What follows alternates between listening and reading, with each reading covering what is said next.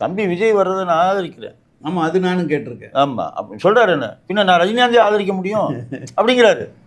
அந்த இடத்துல ரஜினிகாந்த் ஆக்சுவலாக வந்து ரஜினிகாந்த் வர்ற மாதிரியான நிலைமை உருவாகுது அப்படி இப்படின்னு அப்படின்னா ரஜினிகாந்தை ஆதரிக்க முடியும்னு கேட்குறாரு. அன்னைக்கு அவர் ரஜினிகாந்த் எதிர்ப்பு எடுக்கிறாரு, இன்னைக்கு விஜய் எதிர்ப்பு எடுக்கிறாரு. விஜய் எதிர்ப்பு, அது கடும் எதிர்ப்பில் இருக்காரு. இல்லை, அது ஒரு எதிர்க்கிறதுக்கு என்ன காரணமாக இருக்கலாம் அப்படின்னு சொன்னால், இப்போ தான் 8% ஓட்டு வாங்கி மாநில கட்சிகிற அங்கீகாரத்தை வாங்கியிருக்காரு. முதல் பாதிப்பு தனக்குத்தான் இருக்கும் அப்படின்னு நினைச்சு அவரு விஜய ஏன்னா அவங்க கிட்ட தான் இளைஞர்கள் பட்டால பெரிய அளவில் இப்போ வந்துக்கிட்டே இருக்கு. அவர் பேச்சு கவரக்கூடிய அளவில் இருக்கு. அப்படிங்கும்போது எந்த கூட்டம் ஒரு பாதி எங்காவது விஜய்க்கு போயிருமோ அப்படிங்கிற ஒரு அச்சம். நீங்க விஜயை வந்து நீங்க வெளியவே வர மாட்டீங்க, வெளியே வந்துட்டாரு. அப்புறம் வந்து 6 மணிக்கு மறுபடியும் நீங்க கூட்டம் நடத்த மாட்டீங்க. 6 மணிக்கு அப்புறம் கூட்டம் நடத்திட்டாரு.